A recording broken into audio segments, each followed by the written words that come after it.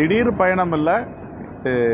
காங்கிரஸ் அகில இந்திய காங்கிரஸ் கமிட்டி தலைவர் திரு மல்லிகார்ஜுனர்ஜி அவர்கள் பெங்களூரில் இருக்கிறார். தமிழ்நாட்டு அரசியல் நிலவரம் குறித்து அவரிடம் ஆலோசிக்க சென்று கொண்டிருக்கிறோம். கரூரில் 41 பேர் உயிரிழந்த சம்பவம் திமுக அரசும் தாவேக தலைவர் விஜயன் தான் காரணம். தொடர்ந்து இந்த சேலம் கூட்டத்தில் கூட ஒருத்தர் உயிரிழந்தார். இது நல்ல சகுனமாக சொல்லியிருக்காரு நயினார் நாகேந்திரன். அவர் சொன்னது அவர்கிட்ட தான் கேட்கணும், என்கிட்ட கேட்டீங்களா? மதுரை மாவட்ட காங்கிரஸ் ஒரு கூட்டம் நடத்தி தீர்மானம் நிறைவேற்றிருக்காங்க. இந்த ஆட்சியில் பங்கு அதிகாரத்தில் பங்குன்னு சொல்லியிருக்காங்க. உங்களோட இது நாலேஜ் வந்து தான் இது நடந்ததா? எனக்கு தெரியாது சார், எனக்கு தெரியாது சார், எனக்கு தெரியாது சார். எங்கள் அகில இந்திய காங்கிரஸ் கமிட்டி தலைமை என்ன வழிகாட்டுகிறதோ அந்த வழிகாட்டுதல் படி இயங்குகிறவன் தான் செல்வ பெருந்தகை, தமிழ்நாடு காங்கிரஸ் கமிட்டி தலைவர்.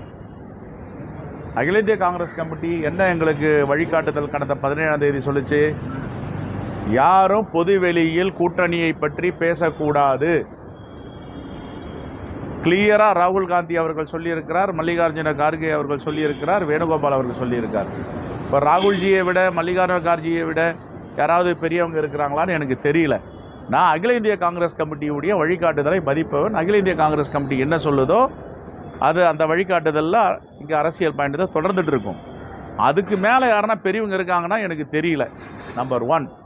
நம்பர் 2, 5 நபர் கமிட்டி திரு கிரீஷ் சோடங்கர் தலைமையில் நியமித்திருக்கிறார்கள்.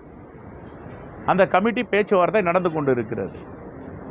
ஓகே, இதுதான். துணை நிற்கிறோம் சொல்றாங்க. ஆனால் நாடாளுமன்றத்தில் வெளியில வந்ததெல்லாம் நாங்கள் தான், திமுக வரல அப்படிங்கிறத மாணிக்கம் தாக்கூர் சொல்லியிருக்காரு. அது சைலேருந்து சொல்லக்கூடிய கருத்து ஏற்றுக்கொள்ளக்கூடிய வகையில் தானே சார்? ஒரு நிமிஷம். அது எங்கள் அகில இந்திய தலைமை பேசும். பொதுவெளியில் இங்கெல்லாம் பேசக்கூடாது. இது மாதிரி மாணிக்கம் பொதுவெளியில் பேசக்கூடாது சார். என்னை பொறுத்த வரைக்கும் யாரும் பொதுவெளியில் பேசக்கூடாது. அகில இந்திய காங்கிரஸ் கமிட்டி தலைமையும் எதான் சொல்லியிருக்காங்க, மாநில தலைமையும் எதான் சொல்கிறோம். பொது வெளியில் பேசுகிறதுக்கு என்ன இருக்குது? இவ்வளோ காலம் பேசாமல் இப்போ தேர்தல் நடக்கும்போது எதுக்கு இதெல்லாம் பேசணும்? பேசுவதை அவாய்ட் பண்ணணும். ஏற்கனவே அகில இந்திய காங்கிரஸ் கமிட்டி தலைமை ஒரு வழிகாட்டுதலை சொல்லியிருக்கு, பொது வெளியில் பேசக்கூடாது.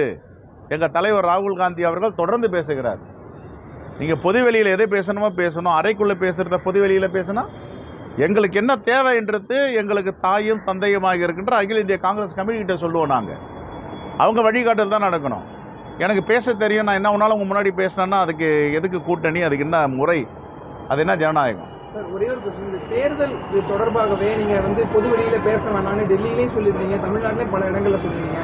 பிரவீன் சக்கரவர்த்தியாக இருக்கட்டும், இல்லை மாணிக்கம் தாக்கூராக இருக்கட்டும், பலரும் இது மாதிரி செய்கிறாங்க. மாநில தலைவராக நீங்கள் நடவடிக்கை எடுப்பீங்களா சார்? நான் இன்னைக்கு அது விஷயமா தான் கூப்பிட்டுருக்காங்க. இன்னைக்கு பேச போகிறோம், ஆலோசனை செய்வோம். ஜனநாயகத்துக்கு முரணாக, அகில இந்திய காங்கிரஸ் வழிகாட்டுதலுக்கு முரணாக யார் நடந்தாலும் தவறு தான் நான் சந்திக்கிறேன்.